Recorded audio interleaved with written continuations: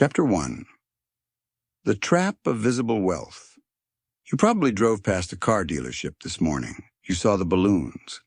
You saw the immaculate paint shining under the artificial lights. And you saw a guy just like you standing by the glass doors, signing his life away for a piece of heavy metal that will lose 20% of its value the second his tires hit the hot asphalt. He is smiling. He thinks he just leveled up in life. He thinks he bought status, respect, and a ticket into a club that rich people actually built just to laugh at him. But look closer at that scene. Look past the polished chrome and the salesman's rehearsed handshake. That man didn't buy an asset. He bought a 6-year anchor disguised as freedom. He traded 3,000 hours of his finite, breathing existence for a badge of poverty, wrapped in a monthly payment. And the most terrifying part isn't even the loan itself. The terrifying part is that nobody forced him to do it. He walked into the trap willingly, paid for the privilege of stepping inside, and walked out, thanking the people who locked the cage door behind him. This is the modern illusion. We live in a society that has perfected the art of manufacturing desires you never knew you had, funded by money you haven't earned yet, to impress people you don't even like. You look at your friends, your neighbors, your co-workers, and you see a parade of successful lives. You see the designer labels, the kitchen renovations, the weekend getaways, the endless display of comfort. But beneath that thin veneer of high-definition prosperity lies a quiet panic. It is the panic of a generation living on the edge of a financial cliff, balancing their entire identity on a stack of plastic cards and minimum payments. The Matrix doesn't need physical walls or guards with rifles to keep you in line. It uses your own vanity against you. It whispers in your ear that your worth is measured by what you consume, how much you owe, and how shiny your cage looks from the outside. You spend 40 hours a week at a desk you hate, dealing with a manager who drains your soul just so you can buy things that signal to strangers on the highway that you are doing fine. Think about the sheer absurdity of that exchange. You are trading your actual life, your actual hours of sunlight and peace, for temporary plastic applause. And the system keeps accelerating. Every time you get a raise, your lifestyle expands to swallow it whole. You don't get richer, you just upgrade your level of debt. You move from a cheap apartment to an expensive mortgage, from a reliable used car to a luxury lease, from cheap clothes to branded uniforms of conformity. You are running harder on the wheel, sweating more, gasping for air, while the distance between you and actual freedom gets wider every single day. The architects of this game know your psychology better than you do. They know that deep down, you feel small, insignificant, and invisible. So they sold you a cure in the form of a barcode. They told you that if you just buy the right phone, wear the right brand, and drive the right car, the emptiness inside your chest will finally disappear. But it never does. It only gets heavier. Because every single purchase is a tiny mortgage on your future peace of mind. You think you own your possessions, but look at your bank account on the last day of the month. Your possessions own you. They dictate where you must work, how long you must stay, and what indignities you must swallow just to keep the lights on and the lease paid. You have become a servant to your own standard of living. And the cruelest joke of all is that the people you are trying to impress are too busy worrying about their own fake empires to even notice your new toy. They are drowning in the exact same shallow water, gasping for breath while pretending to swim like champions. You are bleeding your future dry for a temporary high that fades before the first payment clears. This is the baseline of the modern trap. It is comfortable. It is socially acceptable, and it is entirely fatal to your financial independence. But the surface-level illusion is only the beginning of the machinery. Once you are inside, the gears shift, And the psychological hooks sink much deeper into your daily routine. You begin to rationalize the exhaustion. You tell yourself that everyone lives this way, that this is simply what it means to be an adult in the modern world. You accept the chronic fatigue as the price of admission to civilization. But that fatigue isn't a natural state of human existence. It is the friction of your soul grinding against a system designed to extract every drop of your energy before you realize you've been played. And once you start to look past the shiny brochures and the curated social media feeds, the architecture of your captivity becomes impossible to ignore. You begin to see the invisible threads, pulling every financial decision you make, steering you away from sovereignty and straight back into the machinery. And once you see how the machine operates, you can never unsee it. Chapter 2. The Price of Applause. You sit at your desk under the sterile, humming fluorescent lights of an office building you have grown to despise. The clock on the wall ticks with a sluggish agony, each second stretching like an elastic band about to snap. Across the room, your manager talks about synergy and Q3 metrics, but all you hear is white noise leaking through the walls of your own frustration.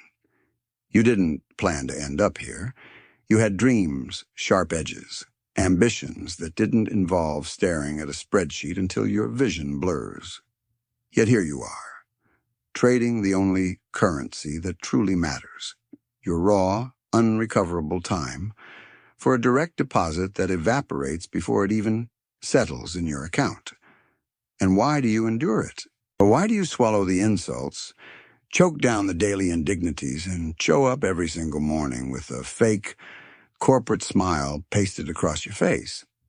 Because of the invisible hook buried deep inside your psychological conditioning. The system knows you are miserable, and it weaponizes that exact misery against you. It whispers a subtle, poisonous promise into your ear as Friday afternoon finally crawls into view. You've suffered enough this week. You deserve a reward. You've earned the right to treat yourself. So you take your drained, depleted self out into the neon-lit night, seeking refuge in a temple of immediate gratification. You drop $200 on a dinner you barely taste, order drinks you don't really want, and pose for a photo designed to project an image of effortless success to a grid of strangers scrolling through their phones in the dark. You are spending money you didn't save to buy an experience you didn't need, all to temporarily soothe the raw, bleeding wound inflicted by a job you hate. That is the genius of the modern matrix. It creates the disease of chronic exhaustion and then sells you the temporary toxic medicine disguised as lifestyle. You think you are treating yourself, but you are actually paying ransom to your own insecurity. Every time you give in to that impulse, you forge another link in the chain that binds you to the very routine you despise. The system doesn't need to lock your doors or monitor your movements with cameras. It relies entirely on your desperate need for external validation. It counts on your inability to sit in a quiet room with your own thoughts without feeling like a failure. It banks on your fear of being perceived as ordinary, and so you run faster. You upgrade your phone the moment a new model drops, despite your current one working perfectly fine, because walking into a meeting with a cracked screen feels like a public confession of poverty. You buy clothes with logos loud enough to scream what you wish your bank account could whisper. You curate an aesthetic of prosperity while your financial foundation resembles a house of cards built on a fault line. And the most tragic part of this whole pathetic circus is that the people looking at your curated life don't care. They are too consumed by their own performance anxiety, too busy worrying about how they look to ever genuinely notice your new shoes, your expensive watch, or your leased car. You are sacrificing your financial future, burning your peace of mind, and mortgaging your actual freedom to impress an audience of ghosts. The applause you are chasing is completely imaginary. But the bills are real. The interest rates are real. The creeping, suffocating weight of your financial obligations is as heavy as lead. You wake up at 3 in the morning with your chest tight, staring at the ceiling, wondering how long you can keep up this exhausting masquerade before the whole thing collapses under its own weight. That panic is not a glitch in your mind. It is your survival instinct, desperately trying to break through the programming. It is your inner self screaming that the trade you are making is fundamentally broken. You are trading your entire life away for the privilege of looking successful to people who wouldn't even piss on you if you caught fire on the sidewalk. And once you realize that the entire game is rigged to keep you performing for an empty stadium, the shiny facade begins to crack. You start to see the machinery behind the curtain, pumping out new desires, manufacturing new insecurities, and demanding a higher toll for your compliance every single day. The cage isn't built of steel bars. It is built of your own vanity, your fear of missing out, and your desperate addiction to the cheap, fleeting dopamine hit of consumer approval.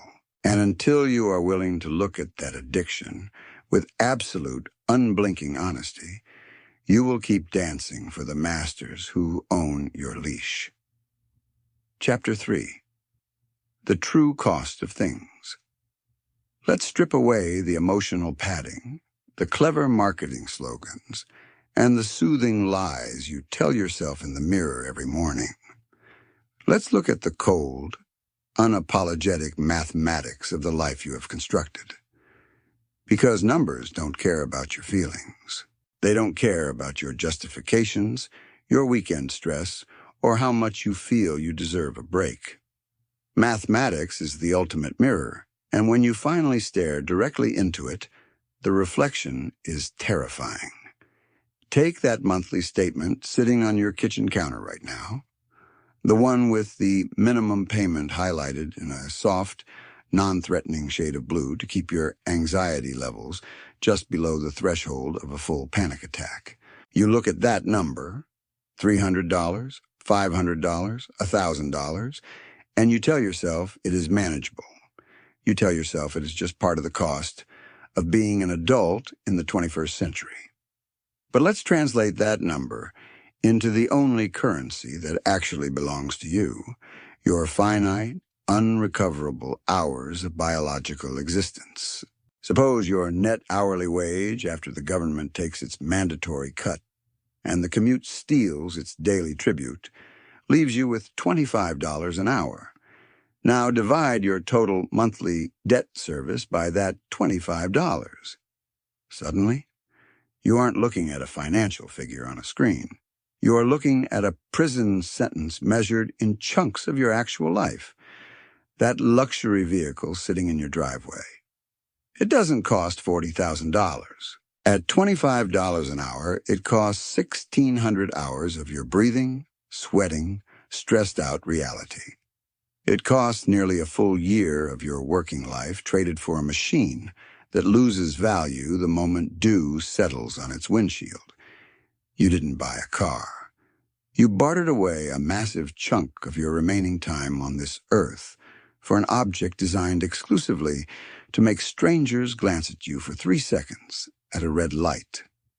Think about the sheer insanity of that trade. You are burning your youth, your energy, and your peace of mind to acquire liabilities that actively work to keep you enslaved. And the machinery of the banking system is engineered to accelerate this decay through the invisible erosion of compounding interest. Every month you delay principal reduction, the gears grind faster, devouring your future earning potential before you even open your eyes to face a Monday morning. The architects of this economy designed a loop where your productivity funds your own captivity, ensuring that the harder you work, the deeper the roots of your financial dependence sink into the soil. You are running on a treadmill of obligations, watching the digital display tick upward while your actual freedom recedes into the distance. You convince yourself that you are building a life, but you are merely servicing a machine that demands your exhaustion as fuel.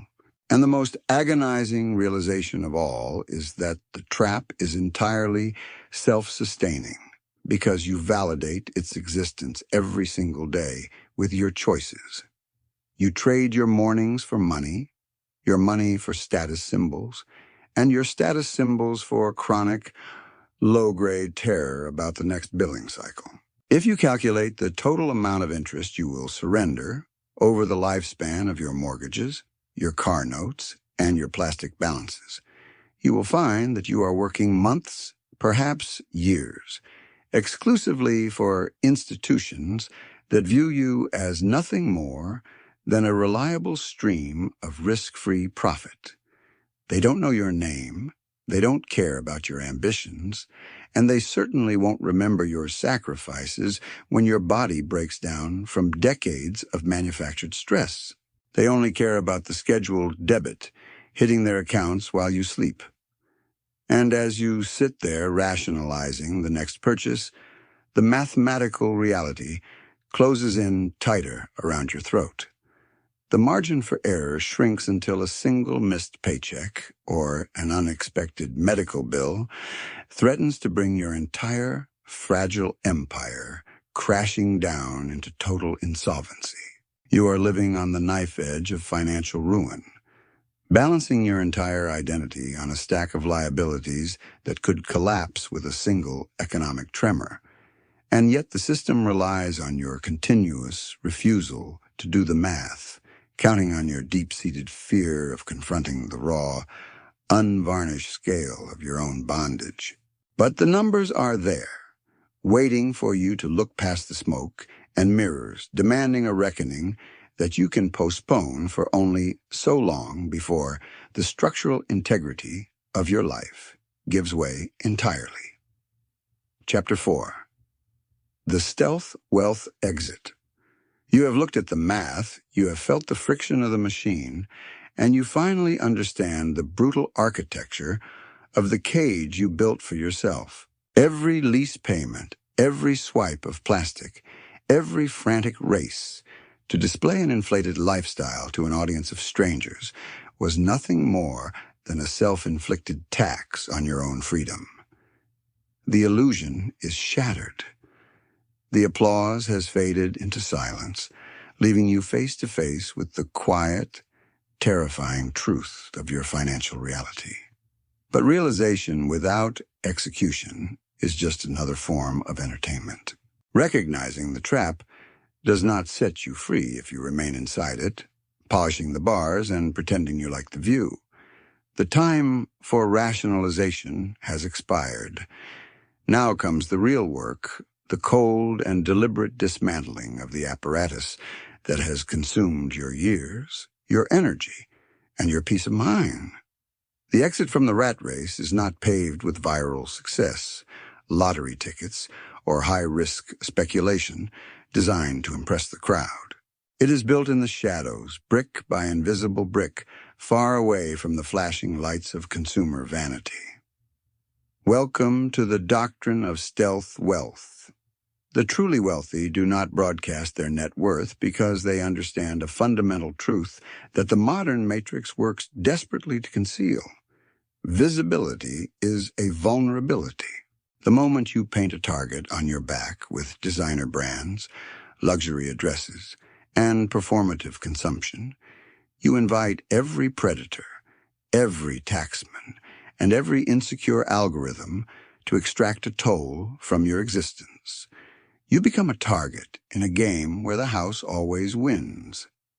To escape, you must learn to become a ghost in the system. You must cultivate a profound, unshakable indifference to the opinions of people who matter nothing to your future. Let the neighbors lease their vehicles. Let your coworkers chase the newest status symbols into an early grave. Let them drown in the applause of a stadium filled with ghosts. Your objective is no longer to look rich. Your objective is to be sovereign. Sovereignty means waking up on a Tuesday morning with absolute control over your hours. It means having enough liquidity and cash flow that no manager, no corporation, and no unexpected emergency can dictate the terms of your survival. It is the quiet, heavy peace of knowing that your life belongs exclusively to you. Building this fortress of anonymity requires a radical shift in how you allocate your resources. Every dollar you keep out of the hands of consumer culture is a soldier recruited for your ultimate liberation. You stop trading your limited, unrecoverable hours for temporary dopamine hits that evaporate before the credit card statement even arrives. Instead, you funnel that capital into assets that generate true leverage, buying back your time until the ratio flips and your money works harder than your physical body ever could. This transition is not comfortable. It requires an ironclad discipline and a willingness to embrace the profound, deafening silence of a life stripped of external validation. When you stop performing for the crowd, you will notice a strange void where your anxiety used to live. That void is not emptiness. It is space. It is the breathing room you sacrificed for years just to maintain the illusion of high-definition prosperity. And as you step away from the noise, the rules of the game change entirely. You no longer care about credit scores designed to measure your obedience. You no longer stress over the depreciation of a luxury asset parked in your driveway. You are operating on a frequency that the consumer matrix cannot track, cannot tax, and cannot control. You have dismantled the machinery of your own captivity and replaced it with an impenetrable architecture of independence. The exit door was never locked from the outside. The keys were in your hand the entire time, buried beneath layers of ego, fear, and manufactured desire. Now you have them. You know the cost of the performance, and you know the price of your own soul. What you do next with your hours, your choices, and your finite existence is entirely up to you. My name is Daniel Rath, and I'll see you outside the maze. If you made it this far, drop a comment saying, "Silent Ledger."